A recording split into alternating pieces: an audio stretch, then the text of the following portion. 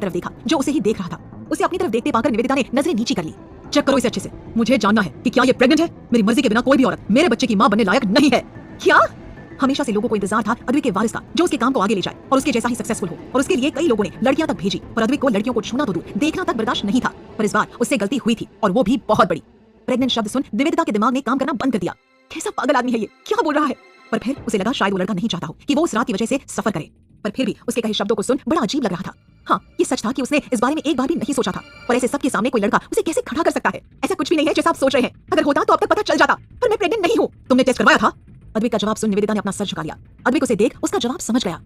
तुम्हें क्या लगा मैं तुम पर विश्वास करूंगा? तुम इतनी आसानी से मेरे बेड तक आ गई और फिर मेरे साथ सोकर मेरे बच्चे को जन्म दे दोगी और मैं बस देखता रहूंगा। अब उसकी बातों पर निवेदिता को गुस्सा आने लगा था।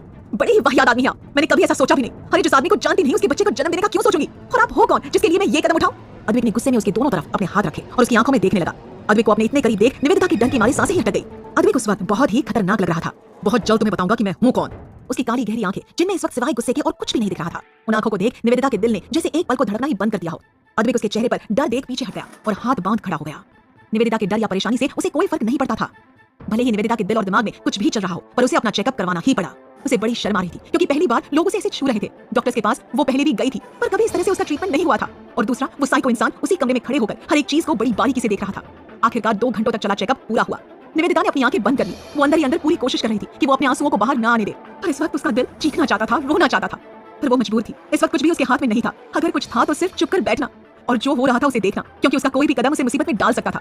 वहीं डॉक्टर्स की टीम से एक डॉक्टर अद्विक के पास आया और अपना मास्क नीचे किया। मिस्टर अद्विक, मैडम प्रेग्नेंट नहीं है। कुछ और? ये पूरी तरह से फिट है, इन्हें कोई भी बीमारी नहीं है, ना ही कोई इन्फेक्शंस डिजीज है और ना ही कोई स्किन डिजीज। सारे रिपोर्ट्स नॉर्मल ही आए हैं। निवेदिता डॉक्टर्स की बात सुन बहुत अनकंफर्टेबल हो गई। कैसा अजीब इंसान है ये। मतलब ऐसे किसी के साथ रात गुजारना उसके लिए भी कोई छोटी बात नहीं है, पर उसे इस तरह से लेना सरासर गलत है।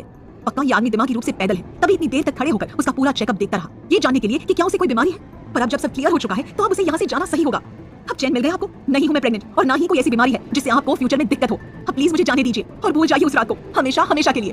निवेदिता जानती थी ये आदमी उसे कमजोर और अकेला समझ रहा है, पर अब उसका यहाँ रुकना बेवकूफी थी। उस रात को भूल